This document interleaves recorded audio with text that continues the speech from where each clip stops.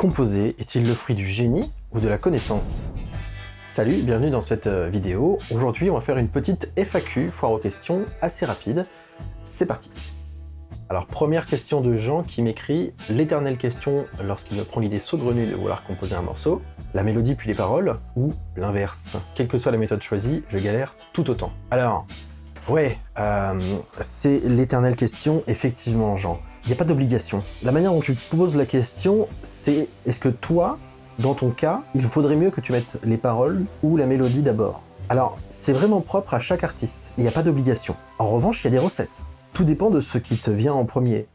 Il peut arriver qu'un artiste compose une mélodie, puis trouve les paroles dessus, ou ce même auteur-compositeur commence d'abord par la mélodie, puis par les paroles. Ça peut varier même pour un seul artiste.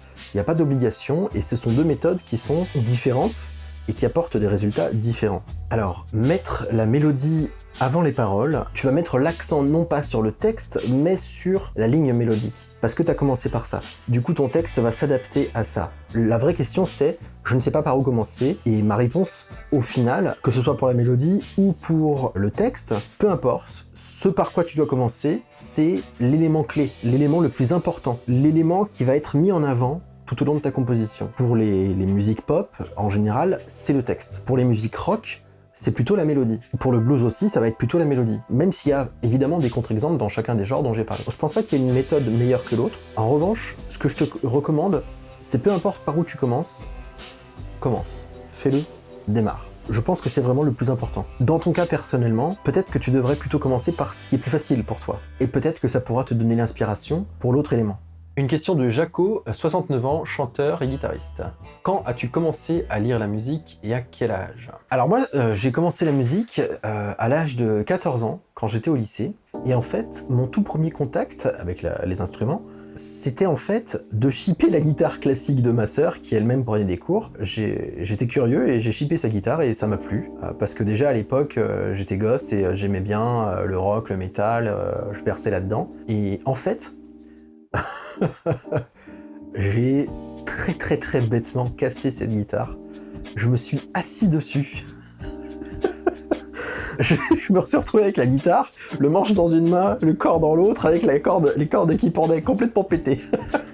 Bref, à partir de là, je me suis acheté une autre guitare, en tout cas mes parents m'ont acheté une autre guitare, une guitare électrique, et c'est à partir de là que j'ai vraiment commencé, 14 ans, 15 ans. Et c'est tard en fait, c'est très tard. T'as beaucoup de musiciens qui commencent à 6 ans, qui commencent à 9 ans, tu vois, qui sont bercés par la musique, comme ça, par la création musicale. Moi pas du tout. Personne n'est musicien dans ma famille. Et justement, c'est marrant de voir ça, parce que peu importe l'âge à laquelle on commence, Jaco, je pense que tu me dis ça parce que t'as 69 ans et que derrière ta question, je crois que le fond, c'est est-ce que je suis pas trop vieux pour composer? Est-ce que je suis pas trop vieux pour commencer à me mettre à la musique? Franchement, pas du tout. Pas du tout. Éclate-toi. C'est maintenant justement que tu dois profiter. Fais de la musique, exprime, joue, fais des covers, invente des sons. Il n'y a pas d'âge. Je peux comprendre que du coup, 14 ans, ce soit pas tard pour toi, mais en vrai, franchement, peu importe. On peut se faire plaisir à tout âge et on peut faire des musiques décentes à tout âge. C'est vraiment pas un problème d'âge. Alors, question suivante. Composer est-il le fruit du génie ou de la connaissance? Alors, ça, c'est une question qui revient souvent et c'est un problème en fait de penser ça. Mettre en opposition le génie et la connaissance, c'est pas une bonne opposition. Parce que la musique, déjà, il n'y a rien de génial. Ça, je le dis tout le temps. Tout le monde peut apprendre à faire de la musique, à n'importe quel âge. Tout le monde peut apprendre à composer des œuvres avec n'importe quelle expérience, avec n'importe quelle facilité ou n'importe quelle difficulté. Évidemment, si on a des difficultés pour la dextérité, par exemple pour l'instrument, ça va demander plus d'efforts pour s'exprimer avec un instrument. Si on a une oreille sourde, ça pareil, ça va demander une adaptation, par exemple pour le son stéréo, mais qu'importe. En soi, ça ne t'empêche pas de faire de la bonne musique. La musique, pour moi, c'est pas du tout une histoire de génie. Pour moi, la musique, oui, c'est une histoire de connaissance, mais c'est aussi une histoire d'expérience. Et il faut les deux. Il faut à la fois s'informer, il faut se former, il faut apprendre tout ce qui est instruments, solfège, harmonie, toutes les disciplines, je vais pas refaire un topo là-dessus, j'en ai déjà parlé sur ma chaîne plusieurs fois. Il faut évidemment avoir une base de connaissances, un background, et il faut aussi de l'expérience. Tu peux accumuler toute la connaissance du monde, si tu ne te lances jamais dans l'écriture d'une musique, si tu te mets pas les mains dans le cambouis, tu sauras pas faire. Et il faut vraiment marier les deux. J'ai une vision de la connaissance comme étant un raccourci vis-à-vis de comment faire, et l'expérience, c'est le chemin tortueux, mais qui, sur le chemin, tu apprends beaucoup de choses, et tu as plus de profondeur qu'avec la connaissance pure. La connaissance pure te permet tout de suite d'accéder à des recettes, là où l'expérience te permet de construire un petit peu ta patte. Voilà, donc, pas de génie, mais de la connaissance oui, et de l'expérience aussi, à dose égale. Question suivante de Joël. Quels sont les ouvrages théoriques qui vous ont été le plus utiles? Il y a un ouvrage qui m'a marqué, qui s'appelle « Esquisse pour une pensée musicale ».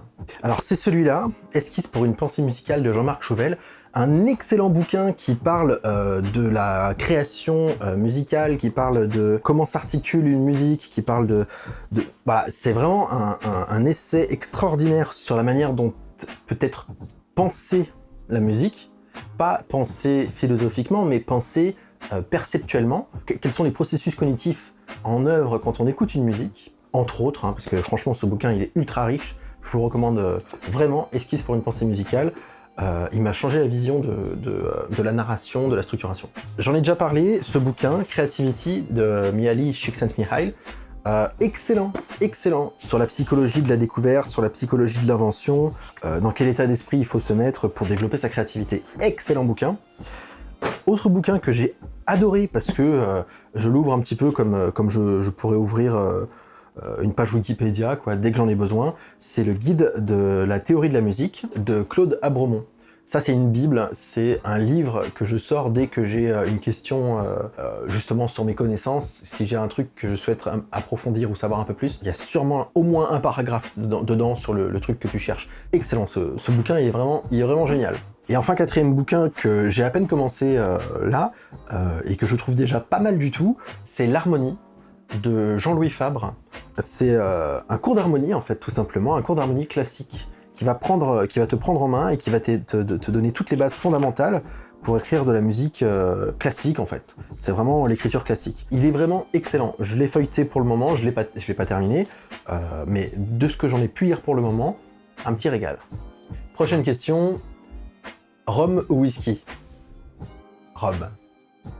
Comment progresser rapidement en solfège? Question de Alain. Alors, le solfège, c'est l'art de lire les partitions. Il n'y a pas de secret. Il faut savoir la théorie dans le sens qu'est-ce qu'un symbole représente, mais ensuite il faut savoir lire aisément, rapidement. Et ça, il n'y a pas de secret, il faut lire. Il faut lire beaucoup, beaucoup, tout le temps. Et en fait, pour ça, j'ai découvert une application il y a quelques mois qui est excellent pour s'entraîner à lire, qui est très ludique, Complete Music Reading Trainer, il me semble. Excellent, vraiment excellent. Téléchargez cette application tout de suite et commencez si vous voulez apprendre à lire le solfège rapidement, parce que c'est une application qui est presque addictive. Et alors enfin, dernier message, qui est plus une réflexion plutôt qu'une question. La musique, c'est quelque chose de subjectif et de personnel. C'est l'image de notre personnalité, et si on cède de quelque chose qui ne vient pas de nous, alors ce n'est pas notre musique. Alors, je suis pas du tout d'accord avec toi. En fait, de toute façon, il faut bien se rendre compte que la création, ad nihilo, la création que tu inventes spontanément, sans aucune référence artistique, ça n'existe pas. Parce que le cerveau, c'est une machine à traiter l'information, c'est une machine à rêver. C'est une machine qui va mélanger les choses et qui va te ressortir des idées. C'est une machine à conceptualiser, et pour créer un concept, pour créer quelque chose, il faut se nourrir d'ingrédients. Et ces ingrédients, c'est ton background, c'est tes connaissances, c'est ton expérience de la musique, c'est tes goûts, c'est ce que tu vis, c'est ce que tu écris, c'est voilà. Tout ça, ça va nourrir ton inspiration. Et la musique, c'est quelque chose de subjectif et de personnel, évidemment, parce que justement, tu vas te nourrir et tu vas mâcher tout ça pour en faire une recette, pour en faire un plat, pour en faire une œuvre que tu vas servir au monde et qui, j'espère, sera magnifique. Voilà, c'est l'image de notre personnalité, tu as entièrement raison. Mais si on cède de quelque chose, ce n'est pas ta musique si et seulement si ce que tu prends comme aide pour composer ta musique, tu ne l'as pas digéré. Tu l'as pas déconstruit, reconstruit, servi d'une autre manière, tu l'as pas intégré. Évidemment, si tu prends un motif mélodique et que tu le remets directement dans ta compo, sans vraiment modifier quoi que ce soit, sans apporter quelque chose de différent. Oui, c'est presque de l'ordre du clin d'œil de la cover. C'est moins créatif que si tu essayes de comprendre les rouages de cette mélodie, qu'est-ce qui fait qu'elle fonctionne et pourquoi elle fonctionne aussi bien, et de la retravailler pour ressortir quelque chose dans le même esprit, mais de différent. Là, tu vas digérer ce concept pour le rendre différemment. Et pourtant, tu t'es aidé de la même chose. Donc, non, je suis pas d'accord. On doit, au contraire, s'aider de plein de choses autour de nous pour composer. Il faut se nourrir un maximum pour justement avoir tout ce background. Et voilà, c'était la dernière question. N'hésitez pas à poser vos questions encore sous cette vidéo en commentaire ou en m'envoyant un message sur les réseaux sociaux. Je vous répondrai avec grand plaisir. Sur ce, salut! Merci d'avoir regardé cette vidéo, et pour aller plus loin, sachez que je dispense une masterclass gratuite ce dimanche pour vous aider à passer de musicien amateur à compositeur inventif. Inscrivez-vous à la masterclass, ça va être très riche en informations. C'est une masterclass qui est interactive, vous allez pouvoir me poser directement vos questions également. Lien dans la description, salut!